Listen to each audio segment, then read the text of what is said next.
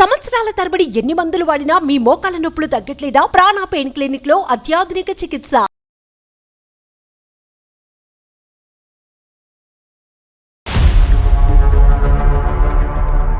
ఏదో ఫ్రెండ్ వాళ్ళ ఇంటికి వెళ్తాను అంటది. తనకున్నదే ఇద్దరు ఫ్రెండ్స్. ఆ ఇద్దరు ఫ్రెండ్స్ లో ఇద్దరికి కాల్ చేసిన అన్నయ్య మా ఇంటికి రాలేదు, అన్నయ్య మా ఇంటికి రాలేదు. ఎప్పుడన్నా ఫాలో అయ్యారు నాన్న తన్ని? ఎక్కడైనా ట్రాక్ చేశారా? ఫాలో అవ్వలేదు కానీ సార్, ఎప్పుడన్నా టెంపుల్కి వెళ్తా అన్నప్పుడు నాకు ఏదైనా పని పడి అలా వెళ్ళినప్పుడు అక్కడ టెంపుల్లో ఉండదు సార్. నీ డౌట్ ఏంటి నాన్న? అంటే ఇప్పుడు మీరు చేయటానికి మీ లోపల ఉన్న ఇన్నర్ కాన్షియస్ మీకు ఏమని చెప్తున్నా? నా ప్రాబ్లం ఏంటంటే, ఒకటి నాతో ఏదైనా అన్కంఫర్టబుల్ ఫీల్ ఉండాలి, లేదు రెండు తను ఎవరితో అన్నా ఇల్లీగల్ ఉండాలి. సారీ అమ్మ, నీకు సర్ప్రైజ్ చేసాం మేము. నీకు ఏది ముందుగా ఏ కబురు చెప్పకుండా ఫోన్ చేసాము. కానీ మీ భర్త గారు ఉండేటటువంటి సందిగ్ధ పరిస్థితిలో మాకు నీకు డైరెక్ట్గా కాల్ చేయడం తప్ప ఇంకో దారి దొరక్క అలా చేసామమ్మా. అసలు నేను ఏమన్నా ఇది తప్పు చేస్తున్నాను, మీకు ఏమన్నా అనుమానం ఉందా? ఒక అకేషన్ వచ్చినప్పుడు, అది మ్యారేజ్ అవనివ్వండి, లేదంటే ఏదన్నా ఒక ఫంక్షన్ అవనివ్వండి, లేదంటే ఒక ఫెస్టివల్ అవనివ్వండి, ఆ టైంలో నువ్వు ఒక 2 to 3 hours పాటు అతనికి చెప్పే డిసప్పియర్ అవుతున్నావు అంటే అది కూడా చెప్తున్నాను. కాదు డాక్టర్ గారు, అంత చెప్పకూడని ప్రదేశానికి ఏమి వెళ్ళవు కదా నువ్వు. అంత సీక్రెసీ మెయింటైన్ చేయాల్సిన అవసరం ఏంటి? ఫోన్ లో ఎప్పుడన్నా నేను కాల్ చేసినప్పుడు బిజీ వస్తుంది.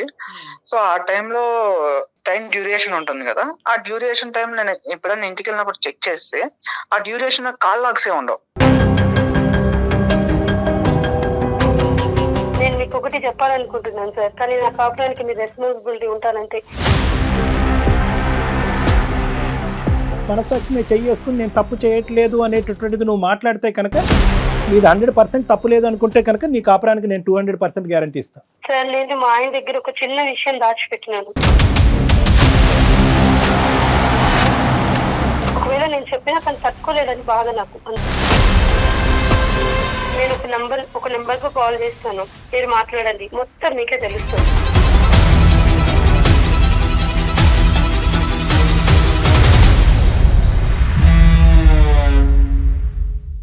30 నిమిషాలలో నొప్పి లేకుండా వేడికోస్ స్వయం చికిత్స. ఆవేశ హాస్పిటల్, హైదరాబాద్. మెడిసి హాస్పిటల్స్ సమర్పించు అందమైన జీవితం కార్యక్రమానికి స్వాగతం. నమస్తే కళ్యాణ్ గారు. నమస్తే జయ గారు. కళ్యాణ్ గారు, మనకు ఒక మెయిల్ వచ్చిందండి. కృష్ణ అనే ఆయన చేశారనమాట. అతనికి భార్య మీద ప్రేమ ఉందో అర్థం కావట్లేదు, అనుమానం ఉందో అర్థం కావట్లేదు, అన్ని పీక్స్ లో ఉన్నాయండి. సో దాన్ని ఎట్లా ఏం చేయాలనేది అతనికి అర్థం కావట్లేదు, ఎక్కడ బ్యాలెన్స్ చేసుకోవాలో తెలియట్లేదు, చాలా సతమతం అయిపోతున్నాడండి. ఏం పేరు అన్నారు మేడం? కృష్ణ అండి. కృష్ణ గారు మనకి ఈమెయిల్ చేశాడు, ఒకసారి మీతో మాట్లాడించాలని. మాట్లాడు. సో మనకి నెంబర్ ఇచ్చారు, ఒకసారి కాల్ చేసేద్దామండి. చేయండి తప్పకుండా జయ గారు, విల్ హెల్ప్ హిమ్. హలో.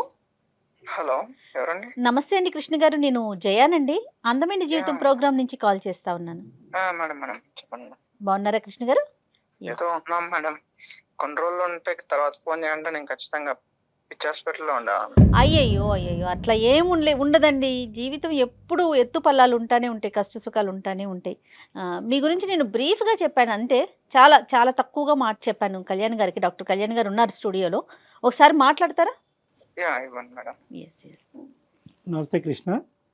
నమస్తే సార్. చిన్నపిల్లడు పెద్దోడు ఎంత నీ వయసు? నా వయసు 28 సంవత్సరాలు సార్. 28 years. చిన్న చెప్పినా ఏంటి సమస్య? నేను ఒక అమ్మాయిని లవ్ చేసి పెళ్లి చేసుకున్నాను సార్. 1 year పాటు రిలేషన్షిప్ లో ఉన్నాము. ఆ తర్వాత పెళ్లి అయ్యి నాకు 1.5 year అయింది. 1.5 year. వేరే ఏ గొడవలు లేవు సార్. పెళ్లి రోజు గాని, బర్త్డే గాని, పండగలు గాని, లేదా సండేస్ టైమ్స్ లో గాని, ఇలాంటి టైమ్స్ లో బయట వెళ్తున్నా అని చెప్పి వెళ్ళిపోతుంది సార్. ఎక్కడికి వెళ్తున్నా, ఎవరితో వెళ్తున్నా తెలియదు సార్. ఒక్కతే సార్. నేను డ్రాప్ చేస్తా అంటూ లేదంట సార్, గుడికి వెళ్తానంటది. కానీ గుడికి వెళ్ళి వచ్చేటప్పుడు కనీసం కొబ్బరికాయో, ప్రసాదమో, పువ్వో, పండో, లేదా కనీసం బొట్టు కూడా ఉన్నది సార్. లేదా ఫ్రెండ్ వాళ్ళ ఇంటికి వెళ్తాను అంటది. తనకున్నదే ఇద్దరు ఫ్రెండ్స్. ఆ ఇద్దరు ఫ్రెండ్స్ లో ఇద్దరికి కాల్ చేసిన అన్నయ్య మా ఇంటికి రాలేదు, అన్నయ్య మా ఇంటికి రాలేదు. సరే, తిరిగి వచ్చిన తర్వాత ఎలా ఉంటుంది ఆవిడ? అంటే మామూలు మంచి మూడ్ లోనే ఉంటుందా? నేచురల్ గా ఇంటి పనులు అవన్నీ చేసుకుని కొద్దిగా ఏమైనా మామూలుగానే ఉంటుంది సార్. కానీ నేను ఆ ఒక్క మాట అడిగితే మాట దాటేస్తుంది సార్, ఏదో ఒక మాట మాట్లాడేస్తుంది. మరి మీరు ఎప్పుడు టైట్ చేయలేదా? అంటే గట్టిగా అడిగే పరిస్థితి స్ట్రిక్ట్ గా కూడా అడిగాను, బట్ ఎప్పుడు కూడా సరే ఒక్కసారి కూడా నాకు ఆన్సర్ ఇవ్వలేదు. నేను అడిగిన క్వశ్చన్ కి అయితే ఆన్సర్ ఇవ్వలేదు, అంటే వేరే మీరు ఏదో ఒకటి మాట్లాడేది. 1 year పాటు లవ్ చేస్తున్నటువంటి క్రమంలో ఇటువంటి పరిస్థితి ఎప్పుడన్నా మీకు ఎదురైందా? లవ్ చేస్తున్నప్పుడు అంటే నేను తన 24/7 నా దగ్గర ఉండదు కదా సార్. ఆ టైంలో నా స్వార్థం ఏంటో తెలుసా మేడం? అదే ఒక ఫ్యామిలీ నుంచి వచ్చిన అమ్మాయి అంటే వాళ్ళ నాన్నకి, వాళ్ళ అమ్మకి, వాళ్ళ అన్న తమ్ముళ్ళకి ప్రేమ పంచాలి. అదే ఒక అనాథ అయితే తన ప్రేమంతా నాకే వస్తుంది కదా మేడం. అంతటి స్వార్థపరుని మేడం నేను. చాలా అంటే చాలా 3 jobs మారాను ఇప్పటికి. అంటే ఏంటన్న జాబ్స్ మారడానికి ఏంటి? స్ట్రెస్ వల్ల లేదంటే ఊర్లు స్ట్రెస్ మారారా? వల్ల సార్, స్ట్రెస్ వల్ల. అంటే అకేషన్ వచ్చినప్పుడు మీరు ఫీల్ అవుతున్నారు, తను ఫీల్ అవుతున్నారు, మీరు అడిగితే అంతే అక్కడతో కట్ ఆఫ్ చేసి మీ ఇద్దరు ప్రయాణం మళ్ళీ సాఫీగా ముందుకెళ్ళిపోతుంది. కాబట్టి ఎప్పుడు కూడా ఈ ఇష్యూ ఒక సీరియస్ మ్యాటర్ మీ ఇద్దరి మధ్యన అవ్వలేదేమో అని అనిపిస్తుంది. మీ లోపల మీరే కుంగిపోతున్నారు. అవును సార్, తను నేను గట్టిగా అడగలేను. పోనీ మీ సైడ్ ఎవరున్నారు నాన్న? అంటే ఆ అమ్మాయి సైడ్ తను అనాథ కాబట్టి ప్రేమంతా అమ్మ నాకే నాన్న కాల్ చేస్తారు. ఉన్నారు సార్, అమ్మ నాన్న ఉన్నారు. బట్ వాళ్ళకి చెప్తే ఎక్కడ నా బాధ, వాళ్ళు ఏమనుకుంటున్నారు అంటే అరే వీళ్ళు సంతోషంగా హ్యాపీగా ఉన్నారు అని అనుకుంటున్నారు. సో వాళ్ళు ఆ భ్రమణాలనే బతకనివ్వండి అనేసి నేను వాళ్ళకి ఏం చెప్పట్లేదు. వాళ్ళకి చెప్పి వాళ్ళు నా వాళ్ళు ఎందుకు బాధపడ్డాం. ఎప్పుడన్నా ఫాలో అయ్యారు నాన్న తన్ని? ఎక్కడైనా ట్రాక్ చేశారా? ఫాలో అవ్వలేదు కానీ సార్, ఎప్పుడన్నా టెంపుల్ కి వెళ్తా అన్నప్పుడు, నాకు ఏదైనా పని పడి అలా వెళ్ళినప్పుడు అక్కడ టెంపుల్లో ఉండదు సార్. నీ డౌట్ ఏంటి నాన్న? అంటే ఇప్పుడు మీరు చేయటానికి మీ లోపల ఉన్న ఇన్నర్ కాన్షియస్ మీకు ఏమని చెప్తున్నా? నా ప్రాబ్లం ఏంటంటే, ఒకటి నాతో ఏదైనా అన్కంఫర్టబుల్ ఫీల్ ఉండాలి. ఓకే. లేదు 2 తను ఎవరితో అన్నా ఇల్లీగల్ ఉండాలి. ఎవరి వల్లన్నా ఇబ్బంది పడుతూ నాకు చెప్తే నేనేమన్నా ఫీల్ అవుతానేమో అని అయి ఉండాలి. ఈ మూడిట్లో ఏదని నాకు అర్థం కావట్లేదు. ఎవరన్నా అంటే ఇక్కడ చూడండి, ప్రాబిలిటీ ఈజ్ వెరీ రేర్. అంటే ఎంత రేర్ అంటే కనుక నిజంగా ఒక ఇల్లీగల్, ఒక అక్రమ సోకాల్ సంబంధం పెట్టుకునేటటువంటి ఆడపిల్ల ప్రతిరోజు కలవాలని పరితపిస్తూ ఉంటుంది. ఒకప్పుడు అలా బయటకు వెళ్ళకపోయినా ఇంట్లో ఉన్నప్పుడైనా ఫోన్లో మాట్లాడటం కానీ, మెసేజ్లు చేయటం కానీ ఏదో విధంగా ఇంకో మాట్లాడుతూ ఉంటుంది సార్. ఫోన్ లో ఎప్పుడన్నా నేను కాల్ చేసినప్పుడు బిజీ వస్తుంది. సో ఆ టైంలో టైం డ్యూరేషన్ ఉంటుంది కదా, ఆ డ్యూరేషన్ టైం నేను ఎప్పుడైనా ఇంటికి వెళ్ళినప్పుడు చెక్ చేస్తే ఆ డ్యూరేషన్ కాల్ లాగ్సే ఉండవు, డిలీట్ చేస్తాను. నీ వైఫ్ గురించి నువ్వు 1 year పాటు ప్రేమించినటువంటి ఒక అమ్మాయి గురించి ఎంతవరకు నీ మనస్సాక్షి ఆ అమ్మాయికి వేరే ఏదైనా సంబంధం ఉండొచ్చని ఎంతవరకు యాక్సెప్ట్ చేస్తుందని? అది ఉందా? అటువంటి ప్రాబిలిటీ ఉండొచ్చా? అంటే అది చాలా రేర్ సార్. Right, okay. నేను ఎందుకు ఈ ప్రశ్న అడిగానంటే కృష్ణ, ఎందుకంటే ఈరోజు సుమన్ టీవీ అందమైన జీవితం ద్వారా ఏంటంటే మిమ్మల్ని ఏదో కలిపేటటువంటి ప్రయత్నం చేయాలి, కానీ ఒక కొత్త కథని మీ ఇద్దరి మధ్యన క్రియేట్ చేయకూడదు. ఒక అనుమానం అనేటటువంటి కథ, మీ భర్త నీ మీద అనుమానం పడుతున్నారు, 6 గంటల్లో ఎక్కడికో వెళ్తున్నావు అనేటటువంటి ఆలోచనతో అతను అడగలేక మా చేత అడిగించాడు అని మేము మొదలు పెట్టామనుకోండి, రేపొద్దున మీ ఇద్దరి మధ్యన వేరే భారతం అనేది మొదలవుద్ది. ఒకప్పుడు ఆ అమ్మాయి ధిక్కరిస్తే కనుక, ఏ సమాధానం చెప్పకుండా ఫోన్ పెట్టేస్తే కనుక నెక్స్ట్ ఏంటి అనేటటువంటి దానికి నువ్వు మెంటల్గా ప్రిపేర్ అయ్యి ఉన్నావా? చెప్పొచ్చు, చెప్పకపోవచ్చు. 1.5 year ప్రేమించినటువంటి నీ స్థాయి వ్యక్తికే చెప్పని దానికి నాకెందుకు చెప్తుంది డాక్టర్ కళ్యాణ్ చక్రవర్తి? ఏమో నా యొక్క అనుభవం బట్టి, నేను అడిగే విధానం బట్టి, నా మీద ఉండే గౌరవం బట్టి చెప్తే చెప్పొచ్చు. చెప్పకపోయినా కూడా ఆ కథను అలా పక్కన పెట్టేసి రెస్ట్ ఆఫ్ యువర్ లవ్ స్టోరీని కంటిన్యూ చేసేదానికి అవకాశం ఉందా? తర్వాత డిసైడ్ చేద్దాం సార్. నాకైతే ఏ ఆలోచన లేదు, నాకు అసలు ఏం అర్థం కావట్లేదు. బ్లైండ్ గా ఉన్నాడు అంతేనా కృష్ణ? మీకేం అర్థం కావట్లా?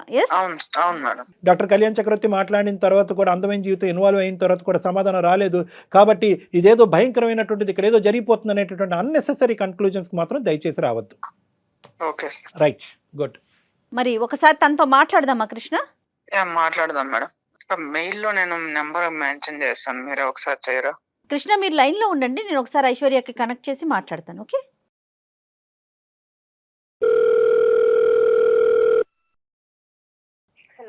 హలో ఐశ్వర్య గారు, నమస్తే అండి. నమస్తే అండి. ఎవరు? నేను జయానండి, అందమైన జీవితం ప్రోగ్రామ్ నుంచి మాట్లాడుతా ఉన్నాను. ఓకే, చెప్పండి మేడం. మీ హస్బెండ్ కృష్ణ గారు లైన్ లో ఉన్నారు, ఒక్కసారి ఆయనతో మాట్లాడండి, దెన్ మళ్ళీ నెక్స్ట్ నేను మాట్లాడతాను. హలో కృష్ణ, మేడం మీ వైఫ్ ఉన్నారండి, ఒకసారి తనకి మాట్లాడండి. హలో. హలో ఐశ్వర్య చెప్పండి. కళ్యాణ్ చక్రవర్తి గారు, జయ మేడం ఉన్నారు. ఏమైందండి? మీరు ఎక్కడున్నారు? ఏమైందో నీకు తెలీదా? 1.5 year గా నేను అడిగి అడిగి అడిగి అడిగి వ్యక్తి పుట్టిపోయింది నాకే. అందుకే కనీసం సార్ వాళ్ళ దగ్గరికన్నా వస్తా నా సమాధానం వస్తుందని చెప్పి నేను ఇక్కడికి వచ్చా. అసలు మన మధ్య సమస్య ఏముందండి పరిష్కరించుకోవడానికి? అసలు నేను ఏమన్నా ఇది తప్పు చేస్తున్నాను, మీకు ఏమన్నా అనుమానం ఉందా? అంత మంచిగా రైట్ చేస్తున్నావు. నేను అడిగిన దానికి సమాధానం ఇవ్వాలి కదా. నీకున్నది ఇద్దరు ఫ్రెండ్స్, వాళ్ళిద్దరిని అడిగితే నా ఇంటికి రాలేదన్నయ్య అంటున్నారు. నేను మీకు నిజమే చెప్పి వెళ్ళానండి. టెంపుల్ కి చూడండి సార్, ఇప్పుడు కూడా చూడండి. అమ్మా ఐశ్వర్య నమస్తే అమ్మా, నేను డాక్టర్ కళ్యాణ్ చక్రవర్తి అమ్మా, సుమన్ టీవీ అందమైన జీవితం నుంచి మాట్లాడుతున్నాను. నమస్తే సార్. సారీ అమ్మ, నీకు సర్ప్రైజ్ చేసాం మేము, నీకు ఏది ముందుగా ఏ కబురు చెప్పకుండా ఫోన్ చేసాము. కానీ మీ భర్త గారు ఉండేటటువంటి సందిగ్ధ పరిస్థితిలో మాకు నీకు డైరెక్ట్గా కాల్ చేయడం తప్ప ఇంకో దారి దొరక్క అలా చేసామమ్మా. ఇక్కడ అమ్మ తప్పు చేసావని మేము ఎవరు అనలేదమ్మా. ఒక అకేషన్ వచ్చినప్పుడు, ప్రత్యేకంగా ప్రతిరోజు కాదు, ఒక అకేషన్ వచ్చినప్పుడు, అది మ్యారేజ్ అవనివ్వండి, లేదంటే ఏదైనా ఒక ఫంక్షన్ అవనివ్వండి, లేదంటే ఒక ఫెస్టివల్ అవనివ్వండి, ఆ టైంలో నువ్వు ఒక 2 to 3 hours పాటు అతనికి చెప్పే డిసప్పియర్ అవుతున్నావు అంటే, అది కూడా చెప్తున్నాడు, చెప్పే డిసప్పియర్ అవుతున్నావు. కానీ ఎక్కడికి అనేది మాత్రం చెప్పట్లేదు. ఎక్కడికి అని చెప్పేటటువంటి దానికి సంబంధించినటువంటి ఆధారాలు కనిపించట్లేదు. మరి ఇంత సీక్రెట్గా ఉండేటటువంటి ఈ వ్యక్తి ఎవరి దగ్గరికి తిని వెళ్తుంది, ఆమె అతను అనేటటువంటి ప్రస్తావన అతని దగ్గర లేదు. అతనికి నీ మీద అనుమానం కూడా లేదు. అది నేను ముందే క్లారిఫై తెచ్చుకున్నాను. చాలా అంటే చాలా మంచివాడు, మంచోడే. సమస్య అదేనమ్మా. కాదు డాక్టర్ గారు, అంత చెప్పకూడని ప్రదేశానికి ఏమి వెళ్ళవు కదా నువ్వు. అంత సీక్రెసీ మెయింటైన్ చేయాల్సిన అవసరం ఏంటి? తను 1 year గా నన్ను చూసి నన్ను ఇష్టపడే కదా మేడం పెళ్లి చేసుకున్నాడు. అవును, ఏది ఉన్నా గానీ తనకు ప్రతిదీ చెప్తూనే ఉంటాను. కాకపోతే అతను ఏది తెలిసినా గానీ ఏమైతాడంటే, నేను తన దగ్గర చెప్పినంతగా తను కొంచెం చెప్పలేడు. ఒకవేళ ఇన్ కేస్ నేను ఏమైనా తప్పు చేసినా గానీ నన్నేమన్నాడు ఆయన, నా ఎదుట ఉన్న వ్యక్తిని తనను బాధించే రకం, లేకుంటే తనలో తను మదన పడుతూ బాధపడుతూ ఇప్పటికే 3 jobs పోగొట్టుకున్నాను మేడం. ఒకదాని తర్వాత ఒకటి బాధపడుతూ, ఎందుకంటే ఏదో చెప్తూ ఉంటాడు. ఇంత సీక్రెట్ ఏముంటుందమ్మా వైఫ్ అండ్ హస్బెండ్ మధ్యన? అసలు పెద్ద ప్రాబ్లం ఏది లేదు madam. The thing is Aishwarya, ఇది ప్రాబ్లం పెద్దదా చిన్నదా అనేది కాదు జయ గారు. ఇక్కడ ఏంటంటే అసలు ఇది ప్రాబ్లం కానప్పుడు ఏంటి అది అని చెప్పడంలో పెద్ద ఇందులో అంత సందిగ్ధం ఏముందమ్మా? ఉన్నది ఉన్నట్టుగా చెప్పండి. ఒకవేళ నేను చెప్పినా తను తట్టుకోలేదని బాధ నాకు, అంతే. మాత్రమే ఆలోచిస్తాను. అలా కదమ్మా, నీది పిచ్చితనమో మంచితనమో నాకు అర్థం కావట్లేదు. ఆ తట్టుకోకపోవటం అంటే కనుక ఈ నరకం ఇది మహాఘోరం. ఇది నేను మీకు ఒకటి చెప్పాలనుకుంటున్నాను సార్, కానీ నా కాపురానికి మీ రెస్పాన్సిబిలిటీ ఉంటానంటే. నీ మనస్సాక్షి మీద చేసుకుని నేను తప్పు చేయట్లేదు అనేటటువంటిది నువ్వు మాట్లాడితే కనుక, నీది 100% తప్పు లేదు అనుకుంటే కనుక నీ కాపురానికి నేను 200% గ్యారంటీ ఇస్తాను సార్. 200 కాదు, 1000% ఏ తప్పు లేదు సార్, పక్కాగా చెప్తున్నా. నా సైడ్ తప్పు పెట్టుకొని మిమ్మల్ని తలదించుకునేలాగా నేను చెయ్యను. ఖచ్చితంగా నేను చెప్తాను, నిజం మాత్రమే చెప్తాను. నా సైడ్ ఎంత మీరు వెతికినా ఇంత తప్పు కూడా దొరకదు. కాన్ఫిడెంట్ గా చెప్తున్నాను. తను మిస్అండర్స్టాండింగ్ చేసుకోకుండా మాట్లాడే బాధ్యత డాక్టర్ గారు తీసుకుంటారు. అది తీసుకుంటే చాలు. తను ఏం చెప్పినా ఓవర్ గా రియాక్ట్ అవుతారు, అది నేను భరించలేను. అది బాధపడడం కూడా నాకు ఇష్టం లేదు. ఏంటంటే తనను ఒక చిన్న పిల్లలాగా చూసుకుంటాను నేను. కానీ మరి సమస్య ఇక్కడ దాకా వచ్చింది కదా తల్లి, రివీల్ చేయక తప్పదు. ఇంకా అందుకే మేడం నేను చెప్పాలని నిర్ణయం తీసుకున్నాను. చెప్తాను, ఖచ్చితంగా మీ దగ్గర చెప్తాను, ఒప్పుకుంటాను. ఏం చేసింది ప్రతిదీ చెప్తాను. కానీ తను ఒప్పుకోవాలి, ఎందుకంటే తను బాధపడకూడదు. ఇప్పుడే చెప్పేస్తాను. తను అర్థం చేసుకునేటటువంటి విధంగా మేము ఆ ప్రాసెస్ ని ఫెసిలిటేట్ చేస్తామని చెప్తున్నాం అమ్మా. అతను రియాక్ట్ అవ్వకూడదు, అతను మాట్లాడకూడదు, అతను చెవులు మూసుకోవాలంటే కనుక అసలు ఏంటో అదేం లేదు సార్. తను ఒక మంచి మనసు ఒప్పుకుంటే చాలు నాకు. ఓకే సరే, ఎందుకంటే తప్పు ఉంటే నేను ఇంతగా మాట్లాడలేను కదా, నా సైడ్ తప్పు ఉంటే నేను మాట్లాడలేను సార్. అదే అమ్మా, ఇప్పుడు నువ్వు చెప్పమ్మా, నువ్వు విషయం చెప్పమ్మా. సార్ నేను మా ఆయన దగ్గర ఒక చిన్న విషయం దాచిపెట్టినాను. అది ఒక్కటే నేను చేసిన తప్పితే ఇంకేది లేదు.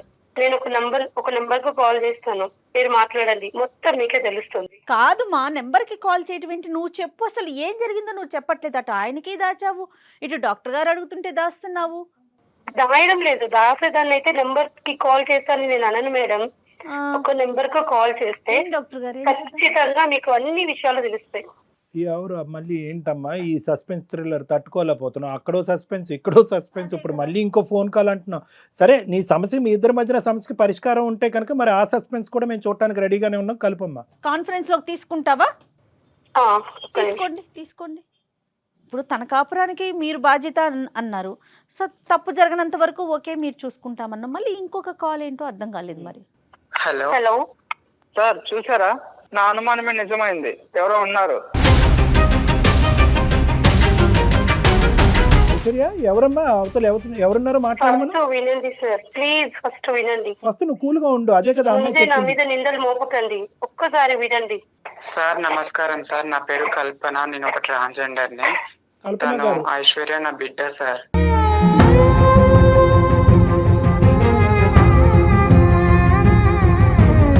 ఏంటి? ఓకే. ఐశ్వర్య నా బిడ్డ సార్. అవును సార్. అసలు అర్థం కావట్లేదండి, కొంచెం క్లియర్ గా చెప్పండి. సార్ యాక్చువల్లీ నేను ఒక ట్రాన్స్జెండర్ ని. నేను భిక్షాటనకి వెళ్తుండే రోజు. తను ఐశ్వర్య ఒక బస్ స్టాప్ లో దొరికింది నాకు. 2 years ఉంది తనకి. అయితే నేను తనని ఆ రోజు తీసుకెళ్లి నా దగ్గర పెట్టుకుని 1 నెల రోజులు నేను చూశాను. తన వాళ్ళు ఎవరైనా వస్తారేమో దోలాడుకుంటూ వాళ్ళకి ఇచ్చేద్దాం అనేసి. అదే బస్ నెల స్టాండ్ లో రోజులు దిగారు. చూసినా కూడా ఎవరు రాలేదు. సో రాకపోవడంతో నేను తనని పెంచుకున్నాను.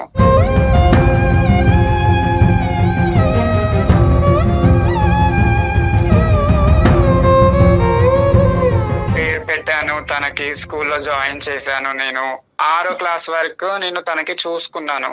దాని తర్వాత ఒక రోజు నేను వెళ్ళాను తనని స్కూల్ దగ్గరికి. వెళ్తే తను ఎవరు అని తన ఫ్రెండ్స్ అడిగారు, ఐశ్వర్య ఫ్రెండ్స్. అడిగితే తను మా మమ్మీ అని చెప్పడంతో చిచ్చి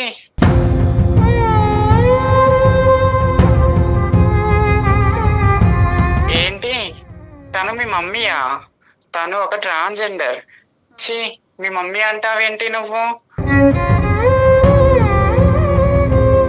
దీనితో ఫ్రెండ్షిప్ చెయ్యొద్దు మనం. వాళ్ళ అమ్మ ఒక ట్రాన్స్జెండర్ అని చెప్పేసి నా బిడ్డని దూరం పెడుతున్నారు.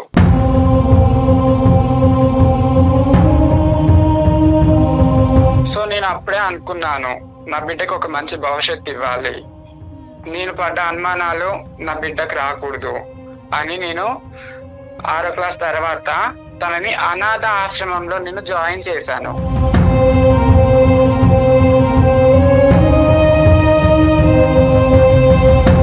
ప్రతి ఒక్క ఫీజు, తనకు కావాల్సిన బుక్స్ అన్ని ప్రతి ఒక్కటి నేను చూసుకున్నాను. తర్వాత తను ఇట్లా, అమ్మ నాకు కృష్ణ అంటే ఇష్టం అని, నన్ను ప్రేమిస్తున్నాడు, నా వెమ్మటి పడుతున్నాడు అని చెప్పింది. సరేలే నాన్న అని చెప్పి నేను మా ఐశ్వర్యకి తెలియకుండా కృష్ణని నేను ఎంక్వైరీ చేశాను. నా ద్వారా 1 సంవత్సరం ఎంక్వైరీ చేశా కృష్ణని. చేస్తే మంచి పిల్లోడు, మంచోడు, జాబ్ ఉంది, పర్లేదు, నా బిడ్డ హ్యాపీగా ఉంటుంది అని అప్పుడు నేను ఓకే చేశాను. ఓకే చెప్పాను నేను తనకి. సరే నాన్న చేసుకో, నువ్వు హ్యాపీగా ఉండు అని చెప్పి పెళ్లి చేశాను. తన పెళ్లి అప్పుడు కూడా నేను ఎక్కడో గుంపులో ఉండి నేను చూశాను.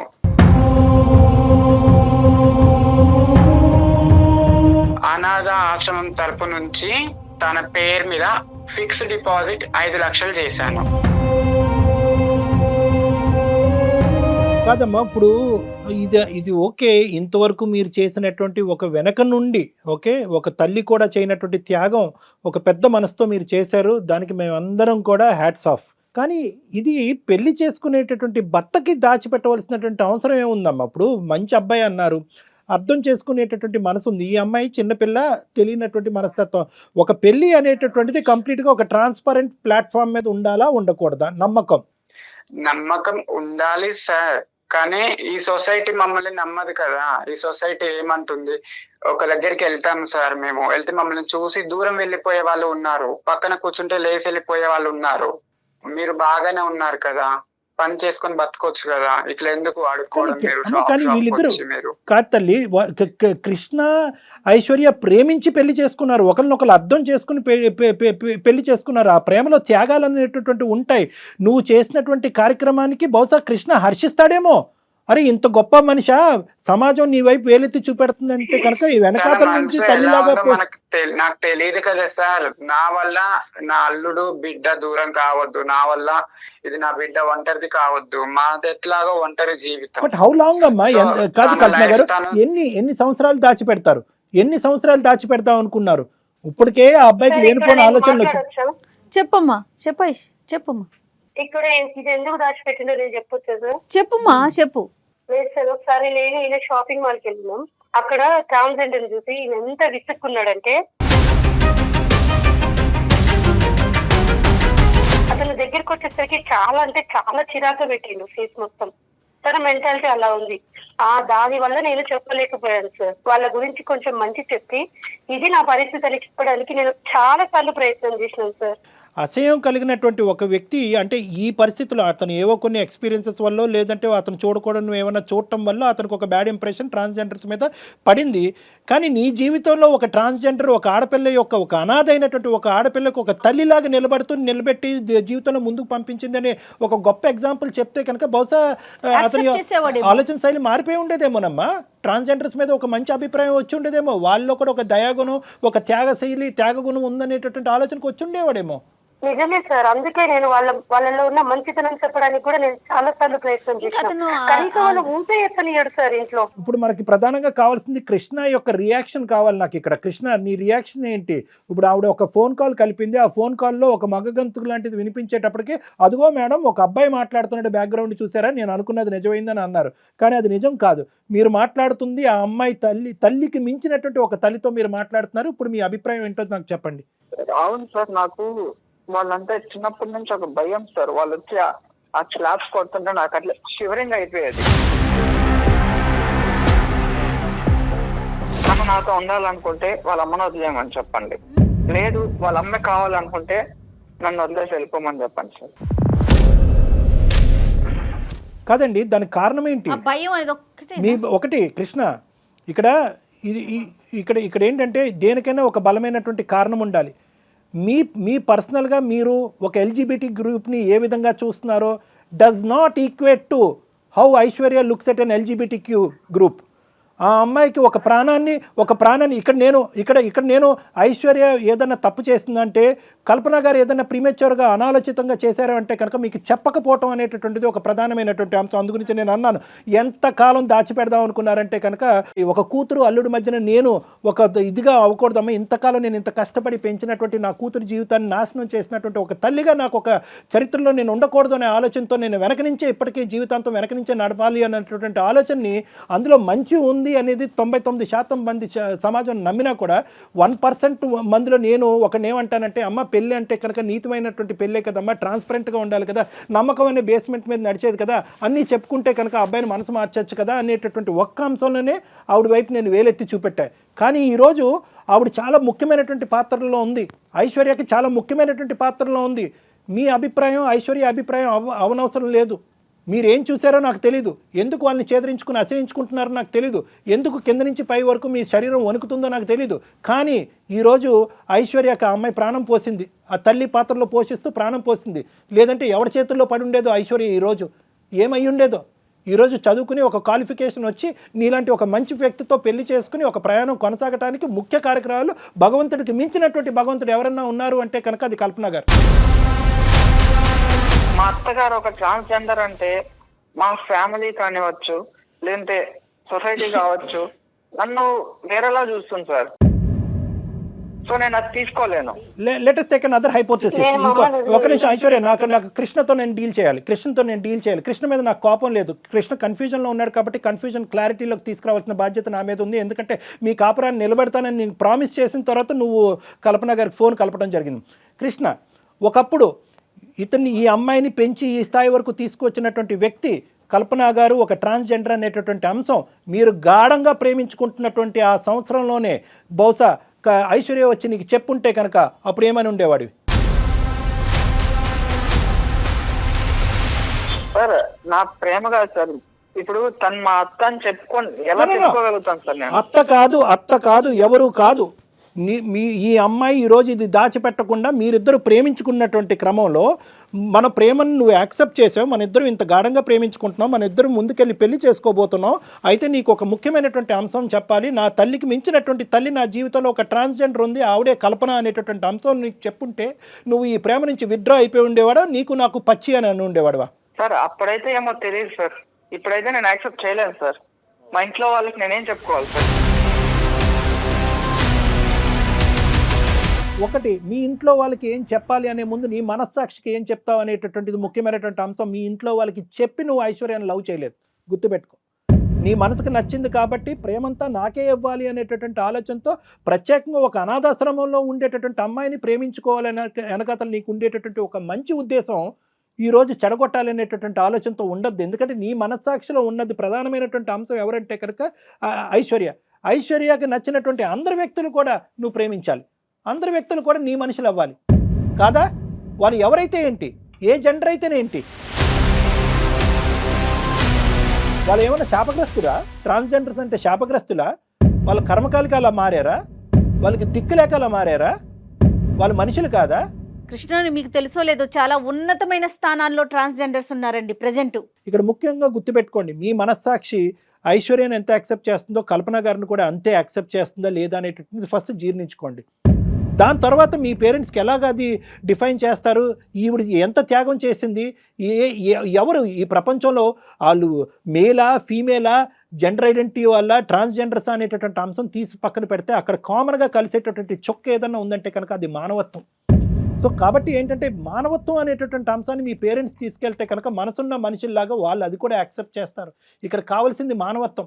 ఒక అనాథ పిల్ల ఒక బస్ స్టాండ్లో ఉంటే కనుక అది కూడా ఏంటి, ఇవిడు వెళ్ళి ఎత్తుకుని కాజేయలేదు ఆ పాపని.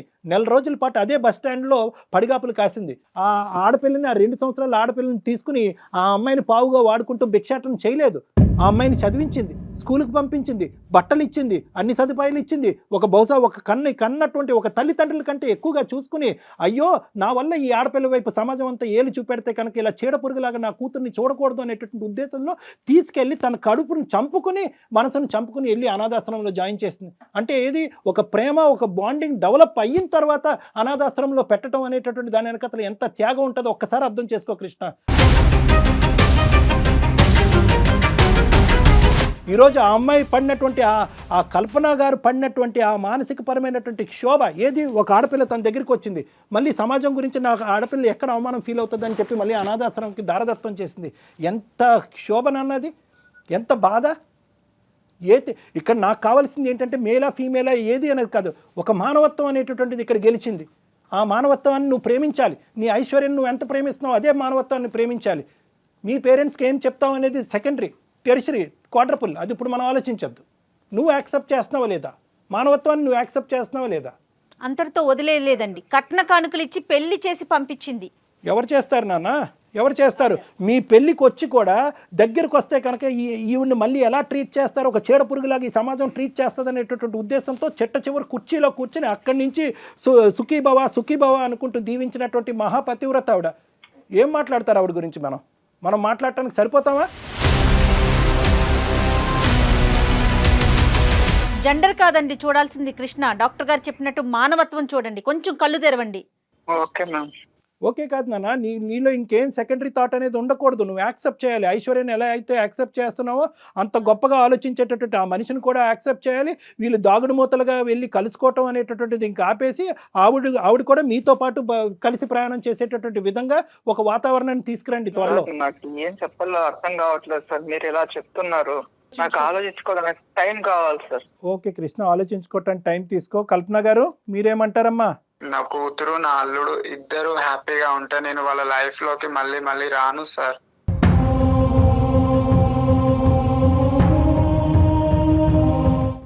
ఎక్కడికన్నా దూరంగా వెళ్ళిపోతాను. నువ్వు అల్లుడు మంచిగా ఉంటే నాకు అదే చాలమ్మా.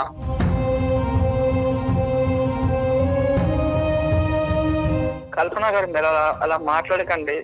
ఇలా దొంగతనంగా కలుసుకోవడం అవసరం లేదు. ఇంకటి నుంచి పెళ్లి కాకుండా మీరు ఎలా ఉన్నారో అలానే ఉండండి. Very good very good Krishna, thank you. నేను ఇంట్లో వాళ్ళకి నేను ఏదో ఒకటి సర్ది చెప్పుకుంటా. ఓకే. తనని అన్ని సంవత్సరాలు పెంచకపోయింటే తను నా దగ్గరికి వచ్చేది కాదు. ఎస్ ఎస్ అబ్బాబాబా సూపర్ చాలు, మంచి చాలు. పాయింట్ ఒక్క అంతే లైన్ నేను చెప్పింది అంతా కూడా ఒక లైన్ లో సమరైజ్ చేశాను. మా మేడం ఇంకేం మనసులో పెట్టుకోకు, డాక్టర్ గారు మాట్లాడారు కదా, సంతోషంగా ఉండండి, ఓకేనా? Thank you so much madam. Kalpana garu, ma'am ఈ సందర్భంగా అంటే వీళ్ళిద్దరితో మాట్లాడిన తర్వాత మీతో కూడా మాట్లాడినాక నిజంగా చెప్తున్నానండి, మీకు మనస్ఫూర్తిగా చేతులెత్తి దండం పెడుతున్నామండి.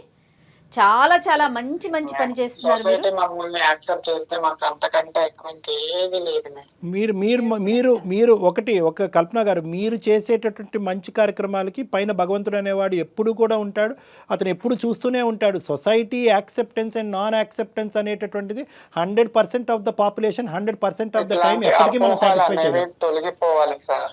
డెఫినెట్ గా అలాంటి రోజు కూడా వస్తుందండి. వస్తుందండి. అన్ని మంచి కార్యక్రమాలు అన్నీ కూడా కలగలుపుగా ఏదో ఒక రోజు 110% మీ యొక్క గ్రూప్ని అందరూ మనస్ఫూర్తిగా యాక్సెప్ట్ చేసిన మంచి రోజు ఖచ్చితంగా వస్తుంది. చూస్తూనే ఉండండి. Thank you so much sir. Thank you అండి, థ్యాంక్ నమస్తే. యూ. నమస్తే అండి. నమస్తే. 30 నిమిషాలలో నొప్పి లేకుండా వేడికోస్ వెయిన్ చికిత్స.